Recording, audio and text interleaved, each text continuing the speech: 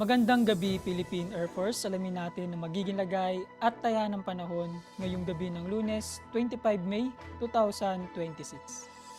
Ang minomonitor nating low pressure area ay mas tumaas nga ang tsansa na maging isang ganap na bagyo ito sa loob ng 24 oras. At kung sakaling mag-develop nga ito bilang isang bagyo at pumasok sa loob ng ating par, ay tatawagin itong si Bagyong Doming. Patuloy na makakaapekto ang trap ng LPA dito sa Eastern Mindanao. Ang makita naman nating kaulapan dito sa western section ng ating bansa ay dulot yan ng southwesterly wind flow. Makakaapekto ito partikular na sa Palawan at sa natitirang bahagi ng Mindanao. Panghuli, itong easterlies o yung mainit na hangin na nagmumula sa karagatang Pasipiko na makakaapekto naman sa Eastern Samar or Eastern Visayas, Bicol Region, pati na rin sa Quezon.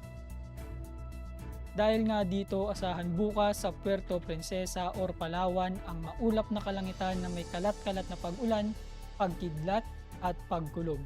Sa natitirang bahagi naman ng Luzon, kasama na dyan ang Metro Manila, buong Visayas, asahan pa rin ang mainit na panahon, bahagyang maulap hanggang sa maulap na kalangitan na may mga tsansa ng pulupulong pag-ulan, pagkidlat o pagkulog na madalas sa hapon o gabi.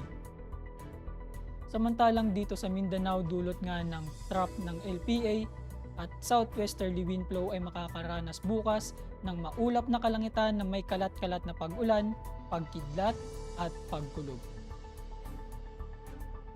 Para sa magiging lagay at taya ng panahon sa loob ng 3 araw simula Miyerkules hanggang Biyernes sa Metro Manila, Cavite, Lipa City at Angeles ay makakaranas ng bahagyang maulap hanggang sa maulap na kalangitan na may mga pulupulong pag-ulan, pagkidlat o pagkulog simula Miyerkules hanggang Biyernes. Samantalang dito sa Puerto Princesa, Kalayaan Island, Zamboanga, sa araw ng Miyerkules sa Davao ay makakaranas ng maulap na kalangitan na may kalat-kalat na pag-ulan, pagkidlat at pagkulog. Samantalang sa Mactan at sa natitirang Huwebes or Biyernes sa Davao ay makakaranas ng bahagyang maulap hanggang sa maulap na kalangitan na may mga pulupulong pag-ulan, pagkidlat o pagkulog. Para naman sa heat index forecast para bukas, inaasahan ng 44 degrees Celsius. Lulubog ang araw mamayang 18:20 at sisikat bukas ng umaga ng 05:26.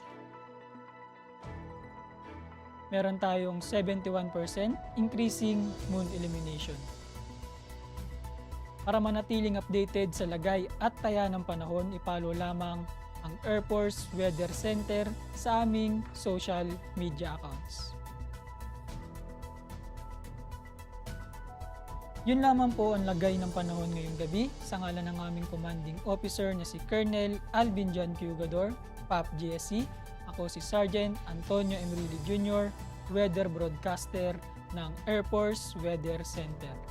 Muli, magandang gabi, Philippine Air Force.